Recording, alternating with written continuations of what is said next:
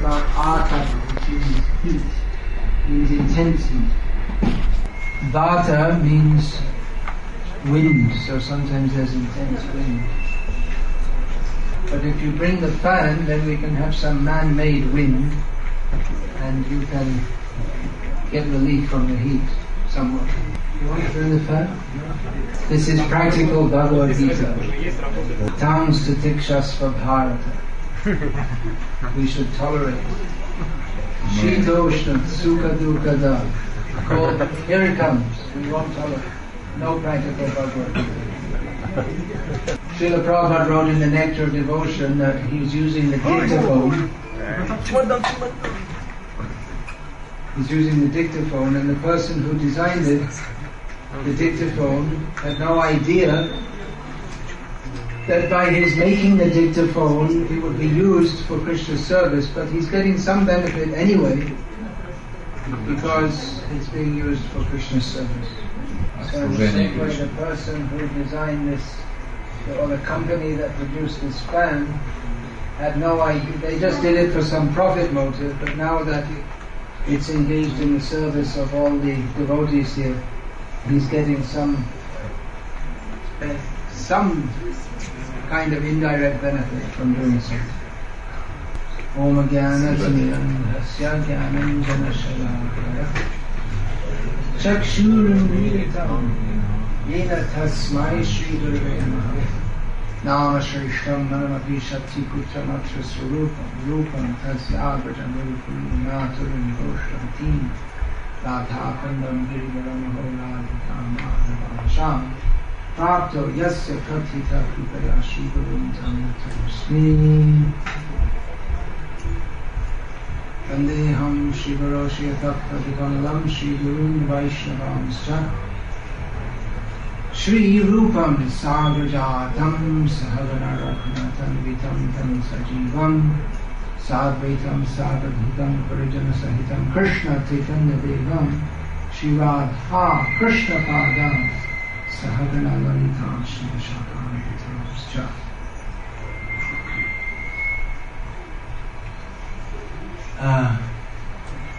Nowadays I'm arranging this kind of camp where devotees can come together for Shravan and Kirtan several times in a year. When I say I arrange, that's actually others arrange it. That's the I don't actually arrange it, I just attend it. So many thanks to the devotees who are arranging this festival. It's a big job, no doubt, to arrange it. There are many facets to organization. Thanks to the devotees of ISKCON Kazan for welcoming us all here. So I'm organizing such festivals. Well, I've been doing for many years in Tatarstan and Croatia, and now I'm doing in various places in India also, because devotees, the movement's expanding and devotees, people are becoming devotees in various places. So instead of myself trying to run to every town and village, we make one place and then everyone can come together. So I usually begin these festivals of Shravan Kirtan Shivir, we call it, a camp, hearing and chanting camp, by singing this song, Bhaja Hure Mana Srinanda, which succinctly or concisely gives the whole essence of Krishna consciousness. On one side is the uselessness of material life described, and the solution, which is to take shelter at the fearless lotus feet of Krishna. Please don't sit with your back to the teaching. And the way to do that is described in 9 processes of devotional service, of which the most important are generally stated to be Shravana, Kirtana. If there is Shravana and Kirtana, then automatically there must be association of devotees also. Well, especially Shravan means we have to be with at least one other devotee, And kirtan, if it's sankirtan, that means many devotees together. When many devotees come together and chant, that's called sankirtan. We'll find repeatedly in Shastra that Shravan and Kirtan are mentioned as the most important processes of devotional service. So that's true. We have to accept that as a fact, right? Well, maybe it's not true.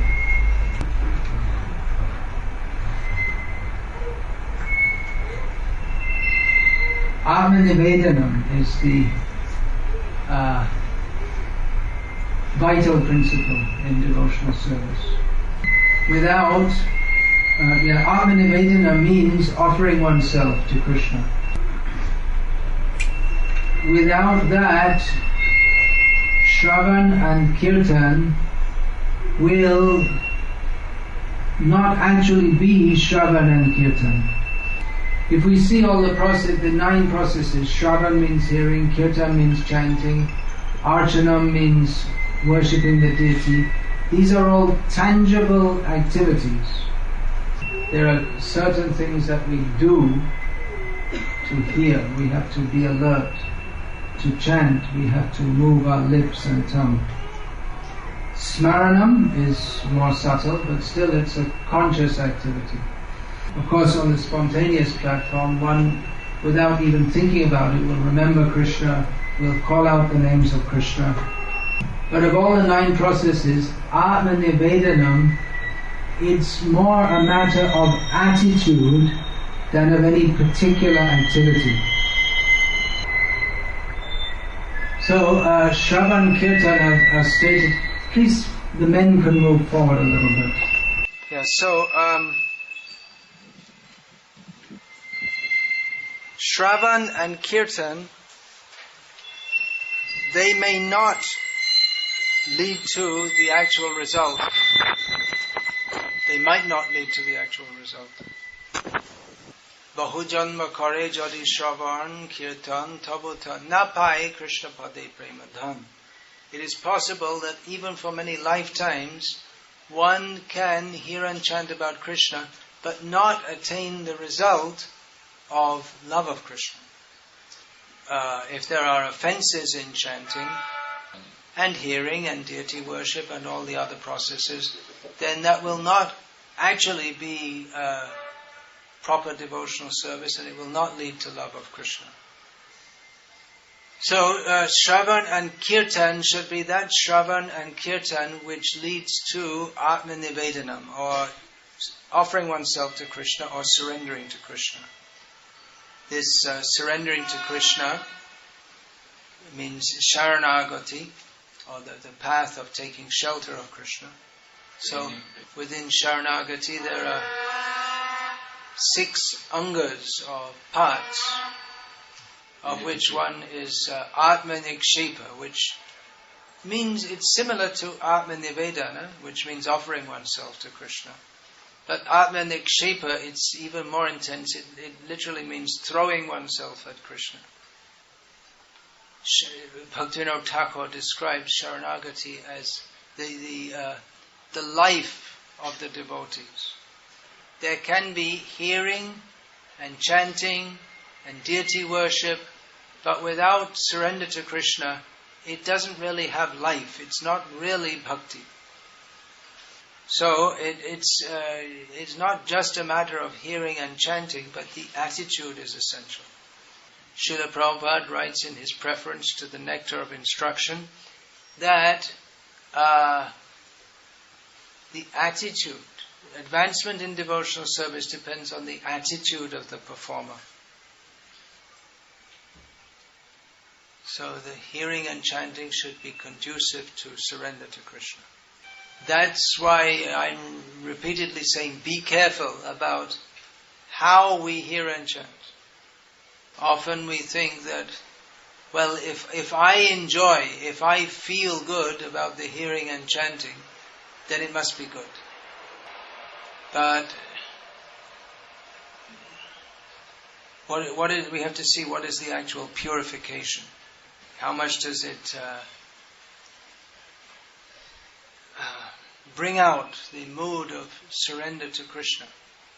So as I was saying, we should come off the platform of what I like and what I don't like and see what does Krishna like, what does Krishna want me to do. This morning I was speaking about devotees who are not steady in following the regulated principles. So their status in devotional service is clearly not very strong. When such persons try to make a philosophy out of it, that actually it doesn't really matter that if you follow all these things, and then it becomes dangerous and misleading. Sometimes they will say that, you see, we don't follow all the principles, but we really have ecstatic kirtan, so that proves that because we feel ecstatic in the kirtan, that proves that you don't have to follow the principles. Still we get ecstasy. Have you heard people make such statements? No, you haven't. Yeah? You have, yeah. Yeah, so this is typical of the Prakrita Sahajiyas of Bengal and Vrindavan, who they'll have very lively kirtans, but they don't think that following regulated principles are very important. So they judge a kirtan according to its musical, how nice it is musically, or they judge some lecture on how learned the person is or how much they entertain the listeners. As Srila Bhakti Siddhanta Saraswati Thakur points out, they take their material emotions to be spiritual, and in this way they pollute the whole understanding of the process of devotional service. Their so-called ecstasy can be understood to be not true spiritual ecstasy or anything even resembling true spiritual ecstasy. So, Shruti Smriti Purana Adi Pancharatra Vidhim Vina Aikantiki Hare Bhaktir Utpate Aiva Kalpate. Devotional service which does not follow the Shastras is simply a disturbance. It's a disturbance because people who are not in contact with actual devotees, they cannot distinguish between what is actual bhakti and what is not. And newcomers may be misled. In Moscow, just on Sunday after the lecture, one newcomer to Krishna consciousness asked me that sometimes some senior devotees tell me that we don't have to follow all the rules. Is it true or is it not? I answered that such people who say this, they're not devotees at all. They might have been initiated 15 or 20 years ago and are called senior devotees, but if they don't talk like devotees, if they don't talk or act like devotees, how can they be called devotees? They may have tilak and be dressed in a dhoti or sari, but they cannot properly be called rightly situated devotees. I gave the example that if you see, you might find a piece of glass which is set in a gold ring. You might mistake it for a diamond, because generally a diamond, brilliant, I think that's called, that is set in a gold ring. But it's not necessarily a diamond just because it's set in a gold ring. If it is imitation, just a piece of glass, then people who are inexperienced, they may think that it's a diamond, but those who are expert, who can analyze, they can understand this is not actually a diamond, it's just imitation. So, therefore, we have to, and so in the same way, a devotee, or someone may be dressed in tilak and dhoti, but they may appear they should be a devotee, but actually they're not. As Srila Bhaktivinoda Thakur says, what is that? Nakai tilak golai mala shonge ek parya bala. He says that you have tilak on your nose and neck beads on your neck, and on your lap you have someone else's wife. Krishna Leela. Maybe that's what the Prakrita Sahajiyas say. So we need to understand the science of devotional service to distinguish reality from illusion.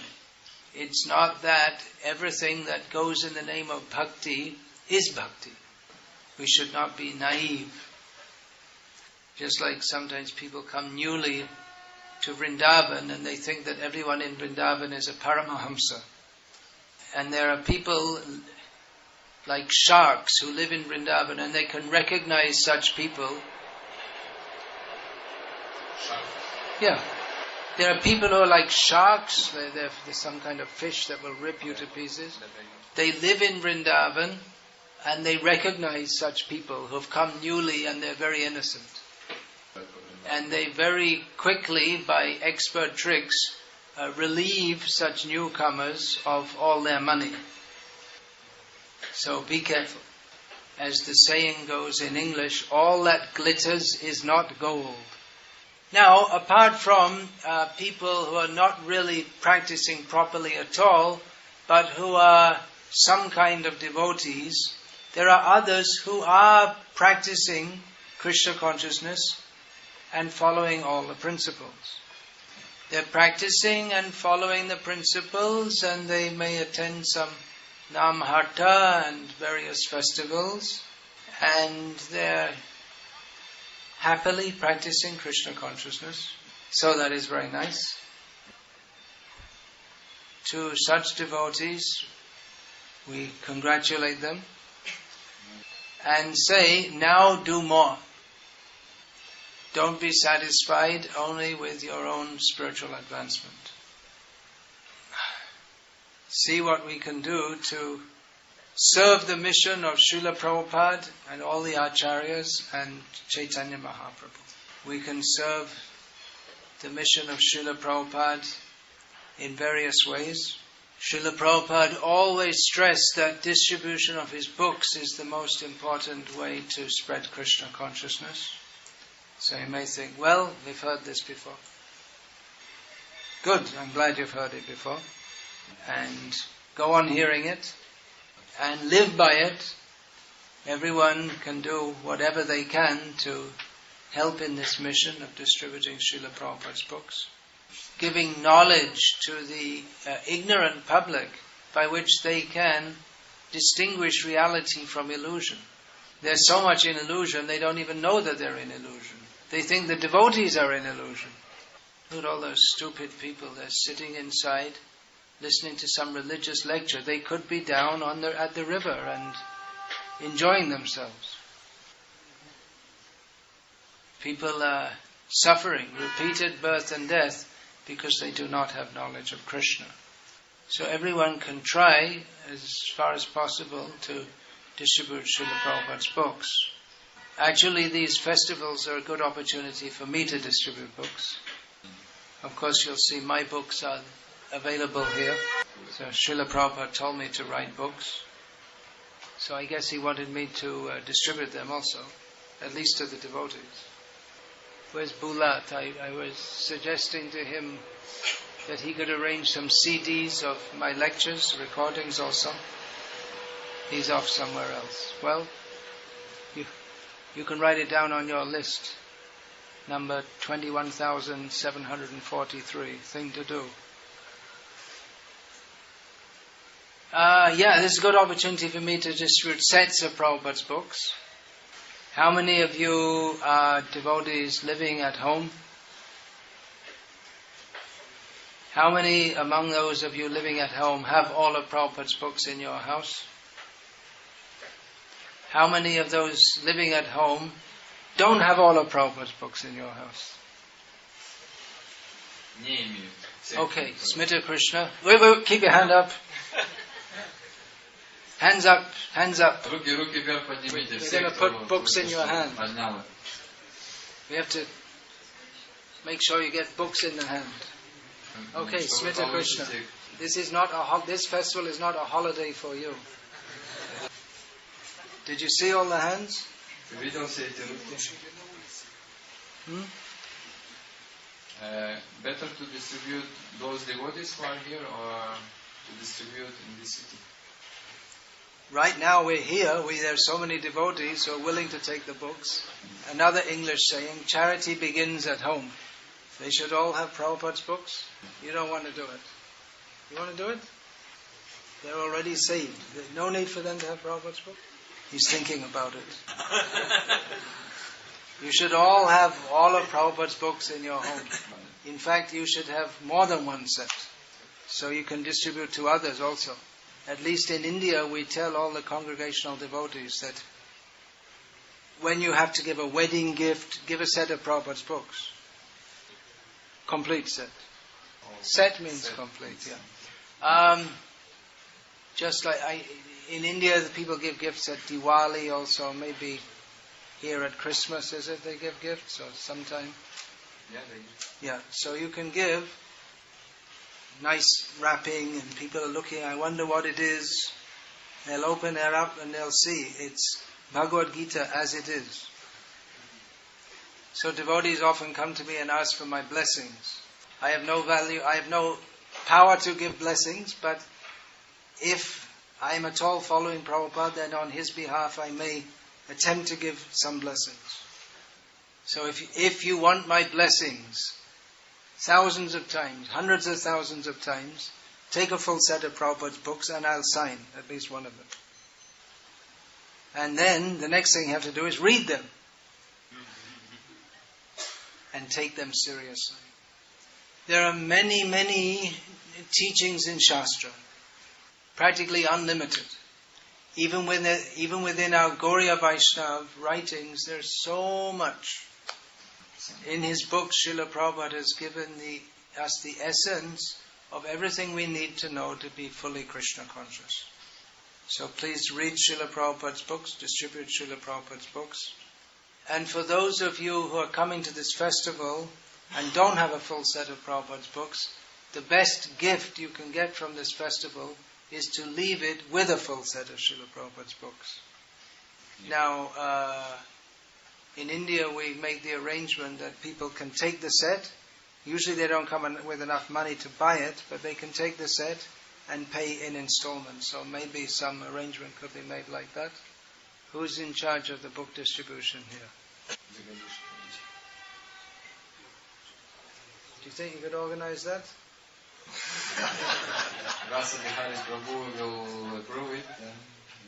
Okay, so you see him and see if that can be done. The thing is that we want to see these books are distributed. And first of all, our own devotees, they should know they should have these books and know what is in these books. Of course, apart from distributing Srila Prabhupada's books, there are many other important activities in the mission of Krishna consciousness. Chaitanya Mahaprabhu's movement is the Sankirtan movement, which Chaitanya Mahaprabhu would personally go in public with his devotees and chant the holy names of Krishna so that everyone could be benefited. In Moscow, that one devotee, Krishnadas Kaviraj, he goes out every day with a chanting party. So as much as possible, everyone should join the Harinam Sankirtan party. I was talking about how devotees have difficulty following principles. This is one of the reasons why Srila Prabhupada was enthusiastic to introduce Varnashram principles in devotee society. Srila Prabhupada was very enthusiastic to establish rural communities, farm communities. It's a great endeavor to do so because everyone's accustomed to all the amenities that are available in modern city life. But we shouldn't take it for granted that Krishna consciousness should be something that we squeeze in somehow or other into our busy life of trying to earn money. Rather, the natural life of Krishna consciousness is to every day have plenty of hearing and chanting about Krishna. So although the village life that Srila Prabhupada envisaged may not have many of the comforts of modern life, it has the great facility that we can live with devotees and chant Hare Krishna morning and evening, every single day. In that way we can actually fulfill the purpose of human life. So, to those devotees who are leading a pure life at home, chanting Hare Krishna, again, I congratulate them. But whatever we're doing, try and do more. See how we can contribute to the mission of Srila Prabhupada and the Acharyas. As far as possible, preaching of Krishna consciousness should in every case be as straightforward as possible. That is the value of distributing Srila Prabhupada's books. When we meet people, we may not find that we ourselves can present Krishna consciousness in a way. They may not be ready to hear. You're not the body, surrender to Krishna. But in Prabhupada's books, everything is clear and straightforward. And people who are fortunate and sincere will read these books and be affected by them. To hear spiritual knowledge, people have to be submissive. Very few people are submissive enough to hear what devotees need to speak to them. So one way to try to make them submissive is to speak very strongly to them, as Srila Prabhupada often did. Another method, we were discussing that this morning, is like this indirect preaching, where we introduce some topic like Ayurveda or psychology, and then people become impressed and they like to hear us. And they have the idea that, well, gradually people will want to hear us, and then we can speak to them about Krishna consciousness. So there are various pros and cons of such a process.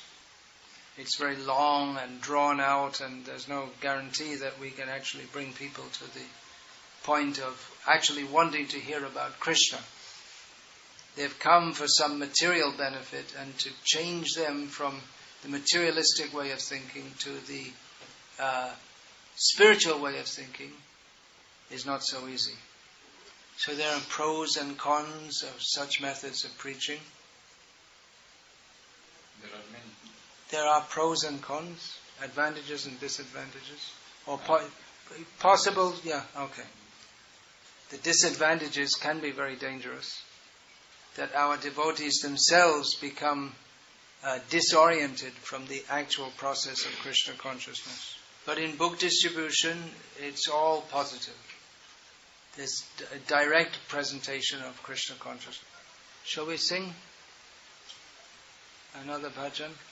I think you're a little tired, is it? Yeah, it's a little difficult for you to translate. So, what other songs do we have there? Shadgo Shami Ashtakam? Don't have that? Which ones do you have? Tell me. This is only the first day. What are you going to be like on the fifth day? They'll have to carry you out on a stretcher.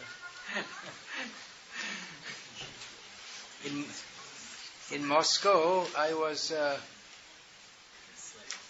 I'm involved in some project to help translate Saraswati Thakur's commentaries on Srimad Bhagavatam.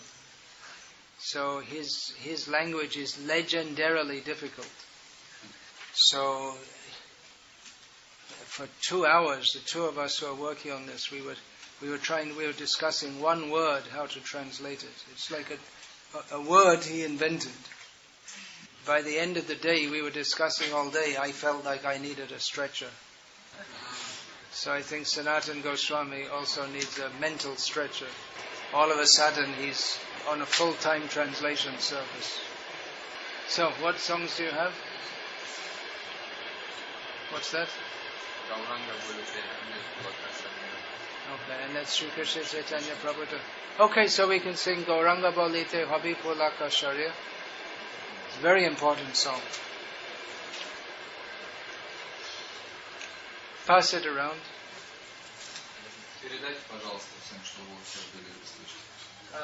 I don't usually drink during lectures, but today I will.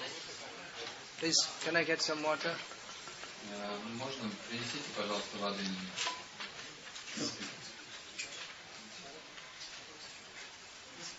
I need to take some Ayurvedic medicine. Yeah, this is a very important song, actually. Srila Prabhupada quotes this whole song and comments it in one purport of Sri Chaitanya Charitamrita. Herein is given the qualification for entering into and understanding the divine pastimes of Radha and Krishna, which is the goal of life. We should understand what is required to enter into that. It is not cheap. This is a song by Narottam Das. He says that he's hankering for the time when by chanting the name Gauranga, that the hairs on my body will stand in ecstasy. And that by chanting the name Hari, Hari, the tears will flow from our eyes. So Srila Prabhupada commented that this stage is not to be imitated, but it is to be aspired for.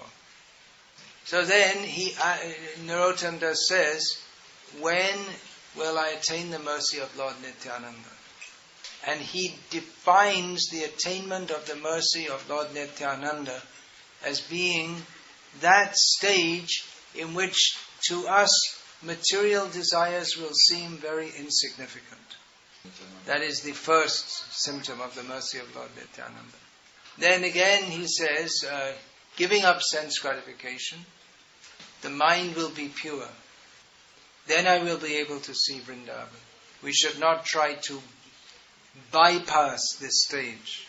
I will hear about the intimate pastimes of Radha and Krishna. I will visit so many places in Vrindavan of their pastimes.